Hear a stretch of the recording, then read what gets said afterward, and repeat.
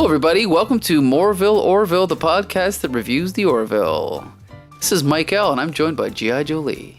That's me. I'm here. Yes, and also Champion. That is me. I am also here. Woo! And for the second time ever in MORE-VILLE, Orville history, we have a special guest. This is crazy. Should I use your secret identity? Oh, and absolutely. Please, go ahead and divulge. Messiah Complex is with us. We will not tell you his real name, but he is a local cosplayer in the southwestern Ontario area, correct? He is, in fact. He refers to himself in the third person. Welcome to the podcast. I appreciate it. Thank you. I am a Orville newbie, but I have seen all the episodes, and I'm current on the episode we're going to talk about today. So excellent. So Jeff needs like a comic book name too. You mean like Messiah Complex? I mean, it's all kind of flows, right? Like, go ahead, Jolie, what would be my comic book name? What would it be? How dare you put me on the spot like that? You brought it up, sister friend. You should have had something ready to go, Jolie. I should have. I really should have. And I'm going to drop the subject now. Aside from the fact to say that it should be a play on his name. Yes. I'm already thinking, the gears are working up here, but it'll take me a while to think of a good one. It'll be a quiz. Why don't let's just quickly talk about your knowledge or your love of Star Trek, because really this is a Star Trek pastiche, this show, right? Do you want to just briefly tell the listeners about your experience with Star Trek? Yeah, just as a kid, seeing it of the 70s, seeing the original series in syndication, which was just on TV all the time, so getting indoctrinated at an early age. And then when Star Trek II: The Wrath of Khan was on pay TV, and my family had one of those cheater boxes that would allow us to watch the movies as they came in. Yeah. So I watched Wrath of Khan over and over and over, and it just became my mantra. It was my whole world. And then when TNG dropped in 87, I was an impressionable 14-year-old lad, and I just fell in love with everything about it, and it's been nonstop Trek ever since. I am new to the Orville. I only started watching it just this past year during the pandemic, and just consumed it. I could not get enough of it when I first started watching it. And I went in with very, very low expectations, and I was very pleasantly surprised. Right. Now, is part of that because you're not a fan of Seth MacFarlane? I just wasn't. I was worried that it was going to be too much of a spit in the eye, too much of a parody of Star Trek, where it was going to sort of sully my cherished memories of all my favorite characters and tropes and friends and such. And it turns out it's not that as much as it's a love letter to it instead. So I agree. Right. Yeah. There's a lot of people that I've sort of asked about the show, and the response I get from a lot of people is they hate Seth MacFarlane, so they can't watch the show.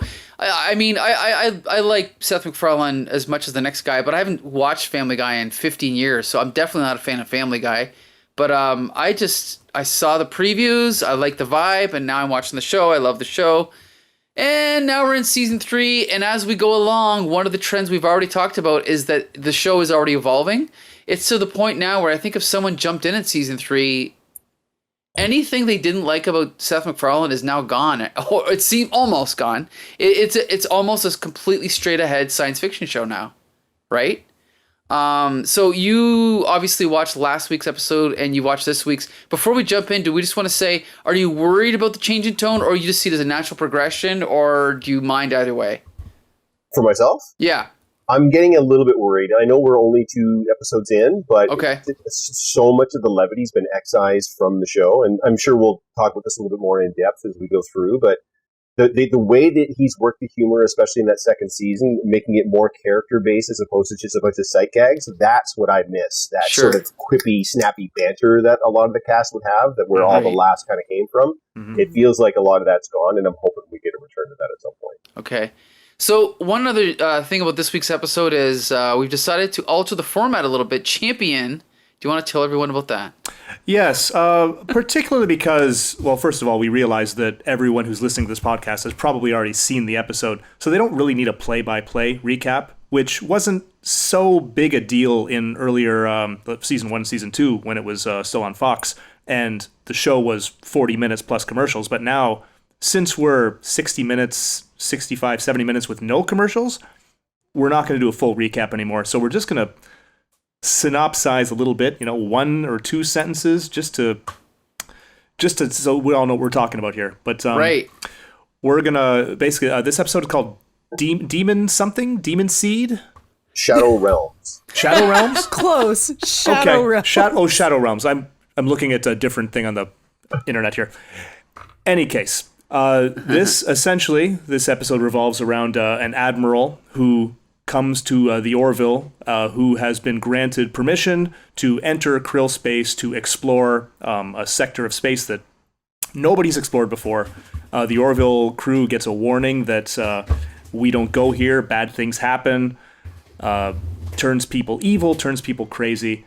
And we find out that it's true. The Admiral gets taken over by a life form that essentially reproduces by rewriting the DNA of the person who is exposed to this I don't know, it's like a spore almost. And things are creepy. Things are very tense, and that's basically it. Yeah.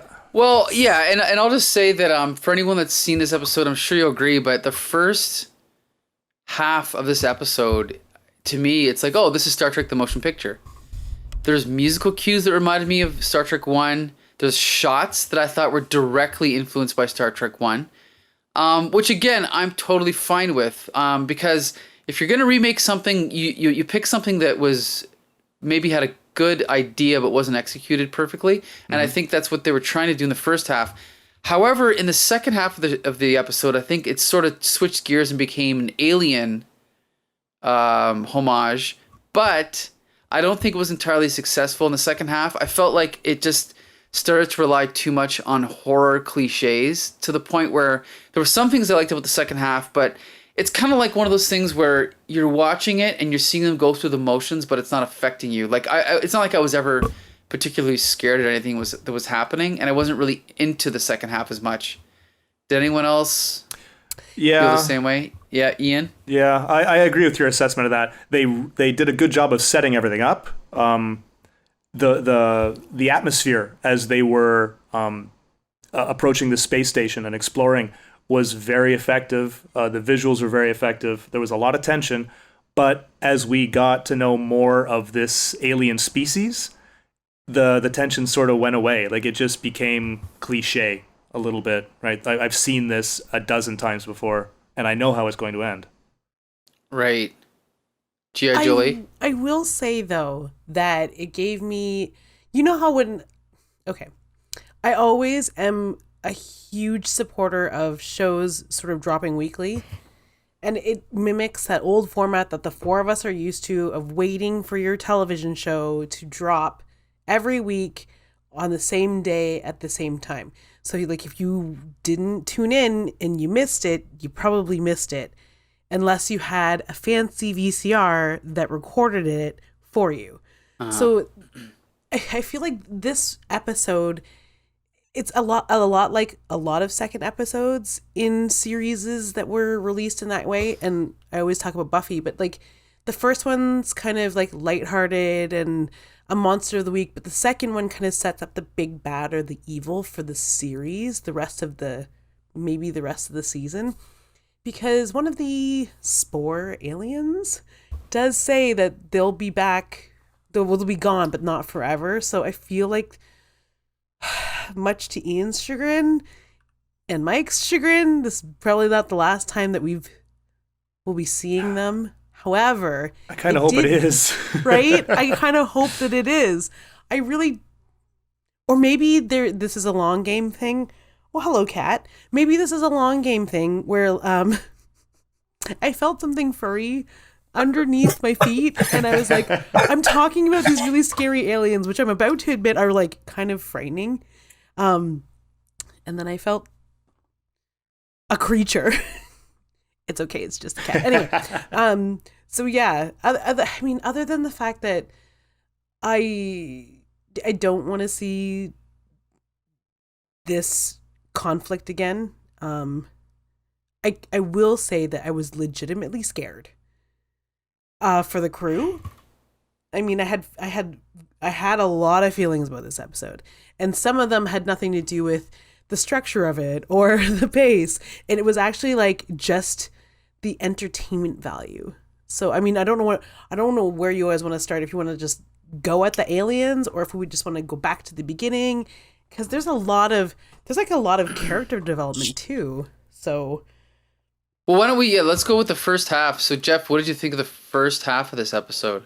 I think the Orville leaned into what they're very good at, especially through season 2, is giving us the world building isn't really there, but the character building is amazing on this show, and they gave us more of that. We got to meet a new admiral, and then we find out that him and Finn had been a thing, but it was like a lascivious thing, like a scandalous thing. Like he was the professor and she was the student, and they were just the talk of the academy and such. So it was. I felt those little nuances are what Seth does very well when it comes time to giving us the characters that are relatable. So that I eat that stuff up.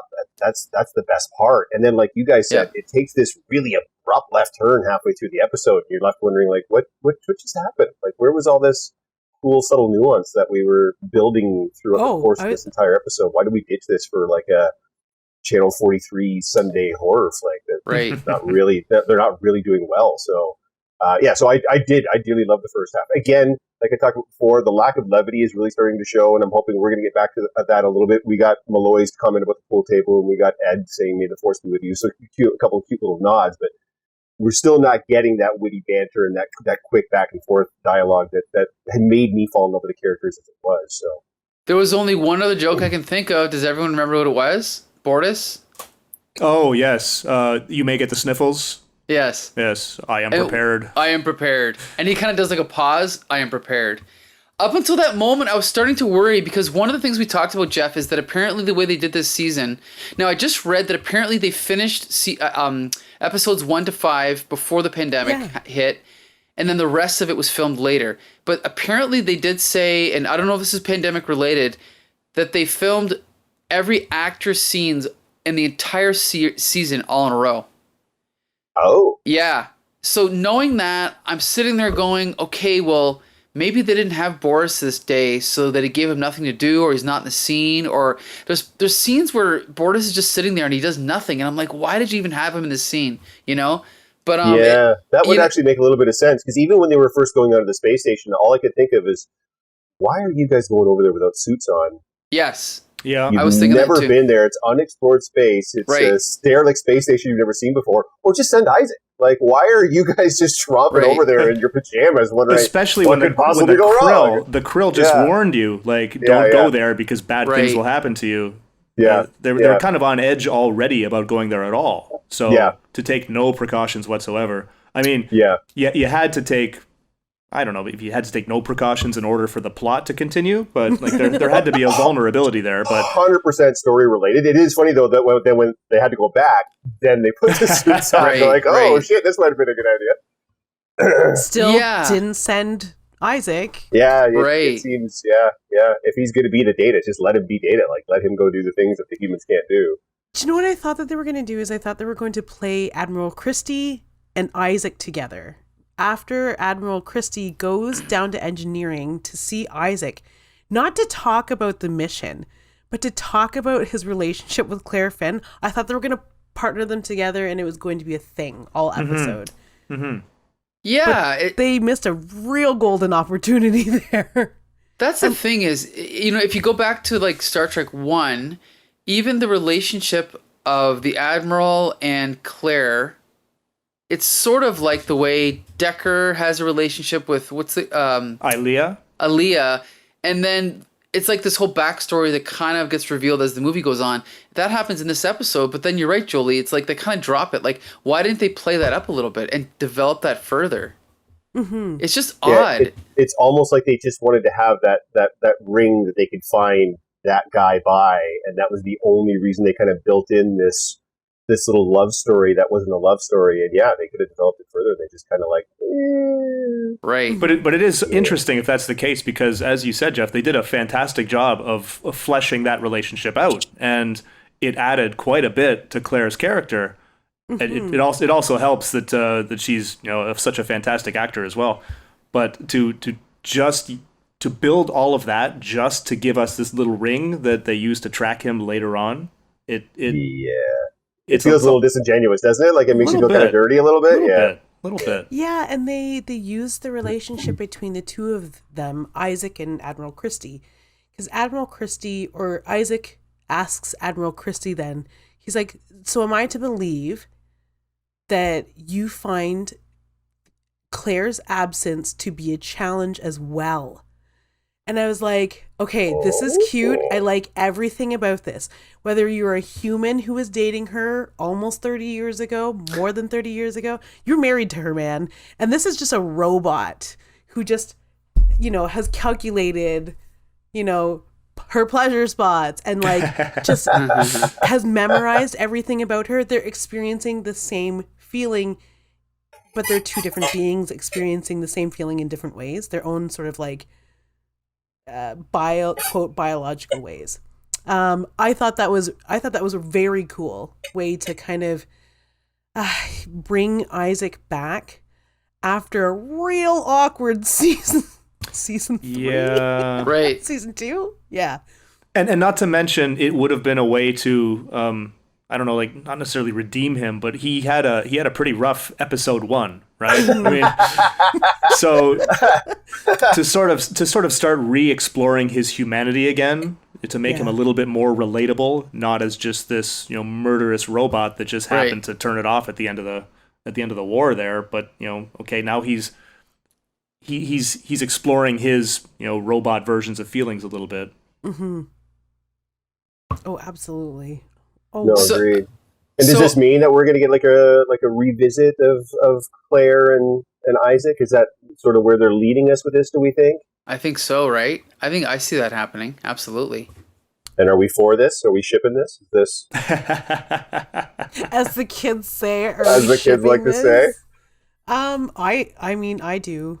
Even if they don't even go back to it and this is where they're leaving us, I think this is like a good closer to kind of put their relationship back in a good place so that we can see the crew function again. Mm-hmm. Because I know that the introduction of Charlie Burke, sorry. Right? Sorry. Did you say that out loud? Oh, bless you. It's meant to cause friction, especially since they're pairing her with Malloy, and her and Malloy kind of sympathizes with her murderous Kalon thoughts. Like he's anti-Kalon as well. Right. So I feel like this is going to come up again. Sides are going to need to be taken. Lines might be drawn in the sand in a later episode. I don't know. And Lord help us, let those aliens not be part of that same episode, because that's going to be a mess for sure. Well, the way I felt is like if you're going to build up these aliens, because we should mention the whole lore about this alien races. It's tied in with the religion of, what is it? The Kalon? No, not the Kalon. The Krill. And so again, you build them up, and they end up being spider creatures. Like, Jesus. Couldn't they use a little bit more imagination? Like, for example, Doctor Who, you have the what are they called? The in Blink, is it the Angels? Yes. The Weeping Angels. Yeah. The Weeping Angels. Like, think about the creativity that had to go into thinking of that. Now with these guys, you build up and you build it up. It could have been just anything more than just. Like when the guy first started showing little signs, like, oh look, it's Jeff Goldblum, and the David Cronenberg The Fly movie. Like, it's cool, but to the amount that they built it up, it wasn't cool, and it was just disappointing. I don't know. I mean, the good thing I will say is there was something funky they were doing with the special effects. I don't know if you guys noticed that with the movement. I couldn't stand that. Oh really? I See, I couldn't actually stand thought it. it was kind of cool. Weird, like. Oh, they can defy physics somehow, and it's one of my least favorite horror movie tropes when whatever creature, whatever monster is in the episode or in the film or whatever just doesn't defy physics and walks on the ceiling and walks sideways on the walls. It's like it takes me out of it. I thought we were just talking about the actual CGI effects, because I thought they actually did a pretty good job with the practical effects. Like, that's even when he's in mid-transformation, I thought what they did with the practical looked really, really good. Oh, I thought that was great too. As soon as it came time to fully render them in a CGI capacity, suddenly we were on the CW. It felt really janky and really weird, watching them kind of blur movement that didn't really equate to, like, it immediately took me out. I'm like, oh, that's CGI. Like, I was able to point it out every time. You know what I mean? There was something they were doing that it's almost like they were trying to do fake stop motion Yeah. or fake Yeah. something. And it's like, Yeah. I appreciate what they were trying to do. It didn't quite work, Yeah. but the effort was there. And like you said, the practical effects of the makeup was so great. Yeah, it was Oh, so perfect. good. Yeah. So I Yeah, like that. And I'm glad that they stuck with practical makeup, Right. like full makeups for the close-ups. So there's a few shots in the dark where like a crew member will turn around and be surprised by the creature, and this is what I'm talking about when I say I was really kind of scared during this episode, was that they were surprised by an actual creature, not a CGI monster. Right. So that is points for sure. Two, I think what you're thinking about and what I referred to earlier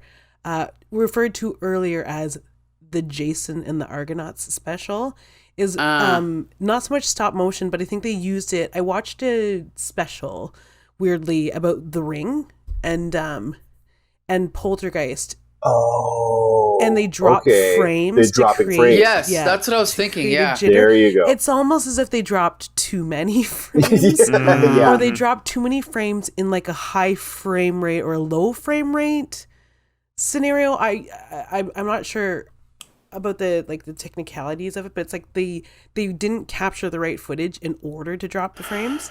Right. So it didn't turn out so well, because usually horror movies that use that kind of scare tactic, what is that one called that you tricked me into watching, Michael? But there's so many. Oh, was it the TV show? Was it The Haunting of Hill House? No, I still haven't watched that, and I won't. But you're like, oh, if you can watch Midsummer, you can watch this movie. It's by the same director. No, Hereditary. Hereditary. Yep, that's the Bing. Oh. When she was on the ceiling, when she was crawling around the ceiling. When I was talking about the weird physics stuff that I don't enjoy in horror, that's the film that I was thinking, right? Like when the woman or his mother or whatever is like trying to get into the attic and she's on the ceiling banging her head against the door. It's like, You didn't like that? no, I just think it looks kind of silly, right? I loved don't know. it. I don't scared know. the shit out of me. The way I see it is she's a demon at that point, right? So I think But it's like okay. demons still, have to follow gravity and that kind of thing. I don't know. Demon Steven. It's true. They're still on Earth, and that sort of brings to mind like another supernatural. But like, okay, cool.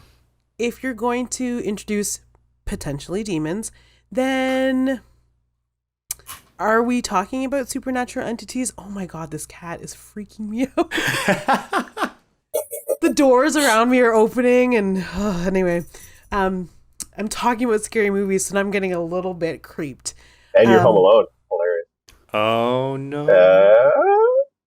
Is that a shadow over there, by the way? No, I'm sure. I'm it's not. Continue. gagged, literally gagging in a bad way. But so yeah, holy crap! Did you lose your train of thought? I did. Yeah, you're gonna have are we demons. introducing? Yeah, are we? From what our current understanding of the Krill and their mythology and their religion is, do they have supernatural beings in their lore? Well, yeah. You're saying, do they believe that the beings are supernatural? No. Are we now introducing supernatural, paranormal elements into the no. Orville world? I don't think so. No, I don't think so. But here's the thing: are they accidentally doing it because with the special effects? Come on. Oh. I sure hope not. Right? Okay. This is another reason why I don't want to see these aliens again. Yep. And is the general consensus when he was like, "No, we're not gone forever"? Is that the general consensus that we're probably, because there's only 10 episodes, and I keep hearing that this is it, that they're not going to be doing any more after this. So, Really? well, that's what I've heard. Oh shit, maybe I'm wrong. Never mind. No, I mean, I've heard rumors, but they're not no one's sure. confirmed anything. But from what I understand, Right. no one they've not started. We've got nothing for season 4 at this point already. So, if it does happen, we may have to wait a little bit while like we do this one. But are we thinking this might be the big bad for this? I think you alluded to that earlier, Jolie. Is this the big bad for the season? Are these guys going to come back and be the big bad? Or, because we're still really like, don't we still have the Halons to deal with? Like, that war is still happening, right? Right, yes. I'm speculating that they're potentially setting us up to either see them again by the end of this season, or maybe see them later should they be renewed for additional seasons.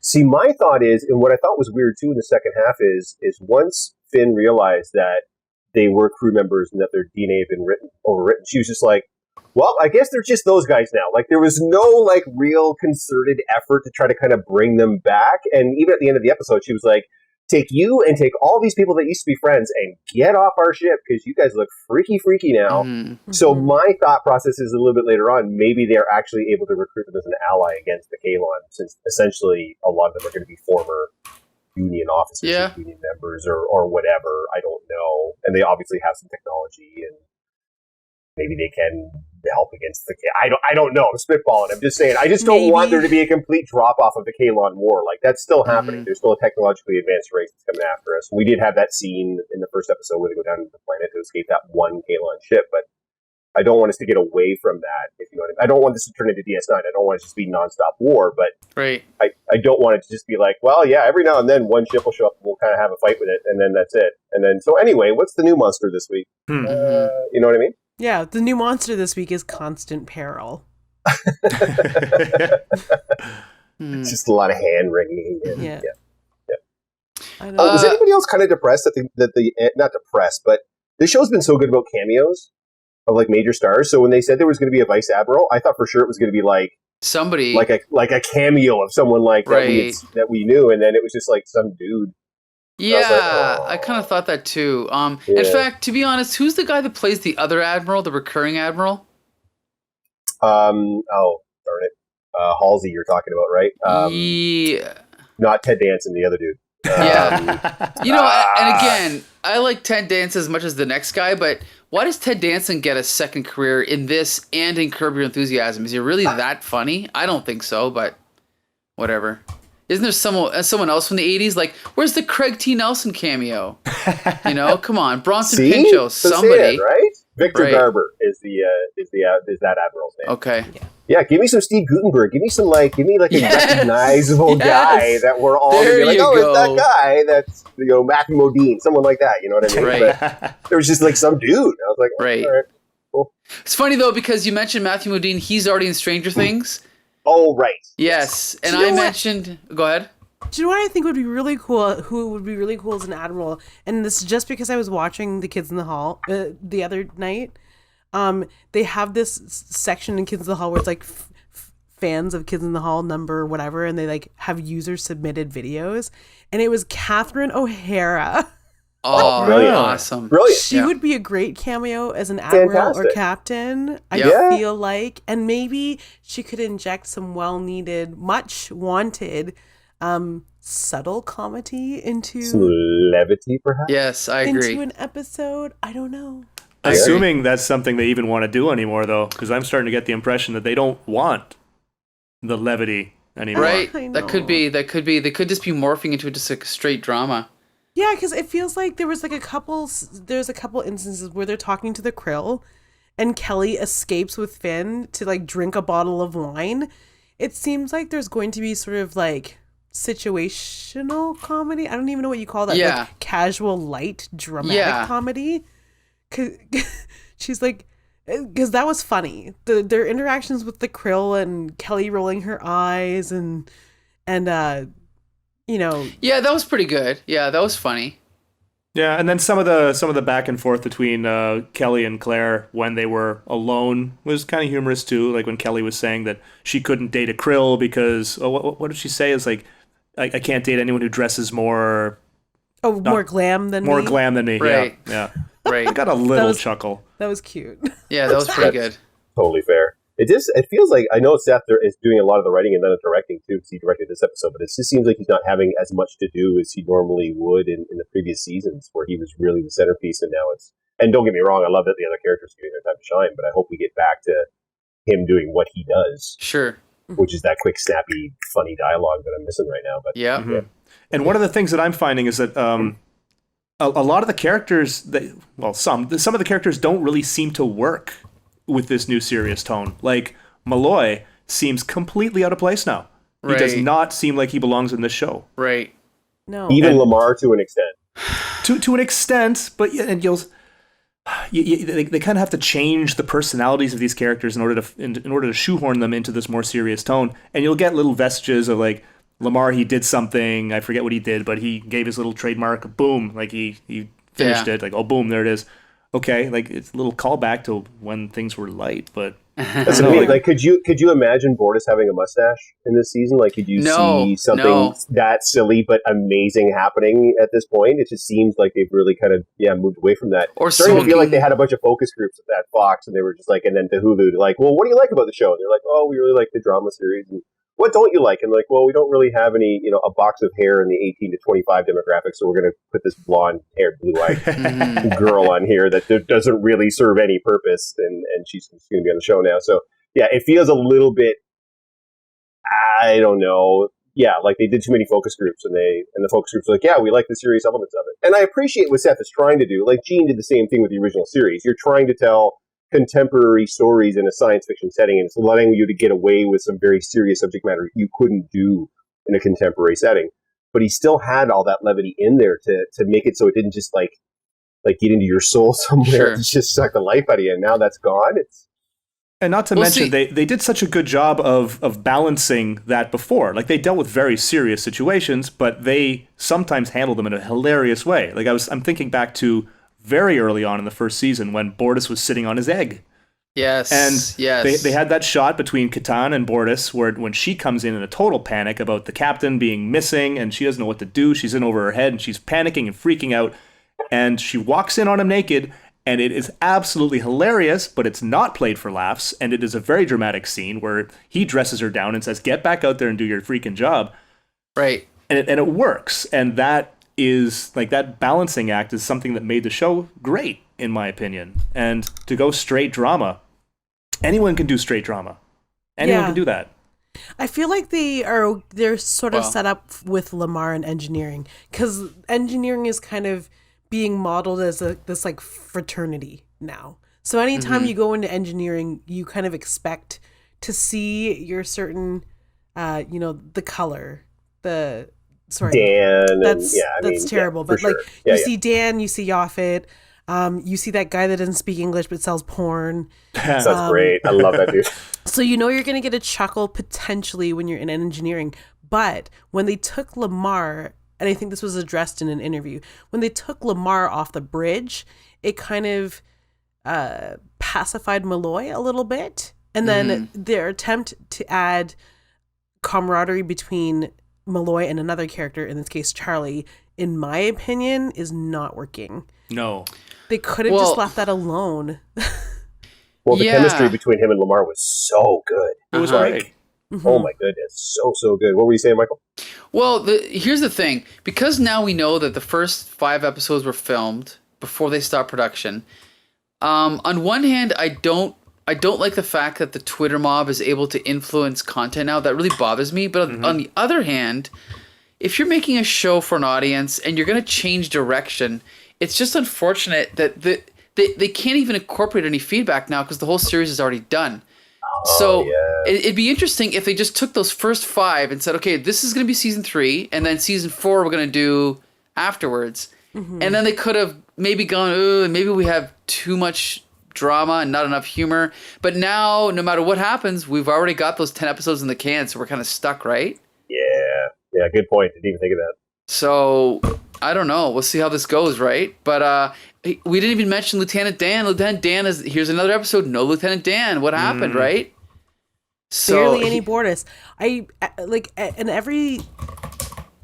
can count on like one hand the amount of lines the entire crew has, except for Charlie Burke. She seems to talk all the time, and it doesn't bother me that it's like this, blonde woman who is cute having all the lines. It's that she is an ensign and she's having all the lines where main crew, she's inserting herself sort of outside of rank, out of order.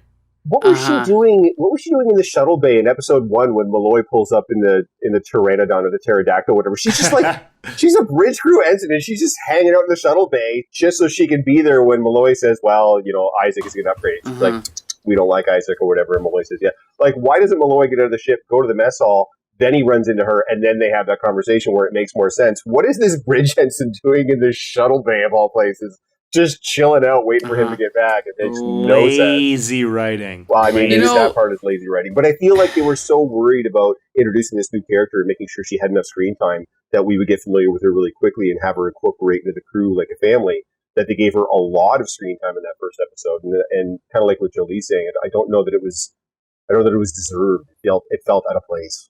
Mm-hmm. The thing is, too, is this is the first time where I felt like they've just stuck someone in because of her looks. Like, yeah. Like it's almost like 7 of 9. That's why I didn't watch Voyager when 7 of 9 was on, but when I saw her in the previews, I was like, what the hell is this now? It's exactly this is not what this show is supposed to be. Exactly. And I know that, what's her name? Janeway. Jerry Ryan. Catherine Muldrew.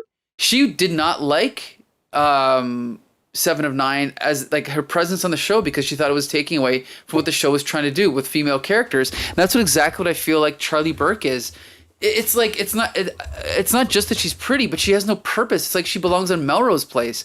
Why is she on this show? She's not like, at least the like she's not antagonistic. She's a little bit antagonistic because of the way she feels about Isaac, but other than that, she doesn't seem to serve a dramatic purpose. Like as far as the makeup of the characters that I can tell. It seems like a checkbox for a demographic. Like there's no 18 to 25-year-old on this show. Everybody's like in their 30s and 40s, so we need to find somebody that's going to appeal to that particular demographic. Maybe that's where they were low. They were low on that demographic, so they wanted to try to boost it up, and they put her on there. And she's not a terrible actress. It's not like she's fine. Bad. It just felt like in that first episode that there was like an hour long, and we got like 47 minutes of Charlie Burke, and I was like, okay, I get it. Yeah. Do you know how you service that demographic? You have Bortus eat more cigarettes. Yes, 500 and cigarettes. grow the damn mustache back. Yes. Glorious. 500 cigarettes. And where's my boy Clyden? All the homies love Clyden. Where is he? Wasn't I just saying this last episode? Where's all the homies love Clyden. Right. So anyway, well, we should probably wrap it up on that note. We definitely want to thank Jeff for joining us, Jeff. This was great. We'll definitely have you back on again. Of course. Absolutely love the show, and I love your guys' passion for the show. Because you guys have been doing it a lot longer than I have. You guys are like right from the jump, and I'm a new guy, so it's great to get your feedback on this kind of stuff and your insights. It's making me see the show in a different light already. So I appreciate that. Thanks, guys. Awesome. Yeah. Thank you, too. You're giving us a new perspective as well. You can hear every episode of MORE-VILLE Orville at www.comicbooksyndicate.com. You can go right back to episode 1. Every episode we review a different episode, and now we are caught up. We're on season 3. We will be dropping these episodes usually the day before the next episode comes out, so you can look for us on Wednesdays each week. I want to thank G.I. Jolie and Champion for being here again. Why, thank you very much. It's always a great time. Yeah, I'm having a good time too. Woo. Yes. Okay, so until next time, there's more where that came from.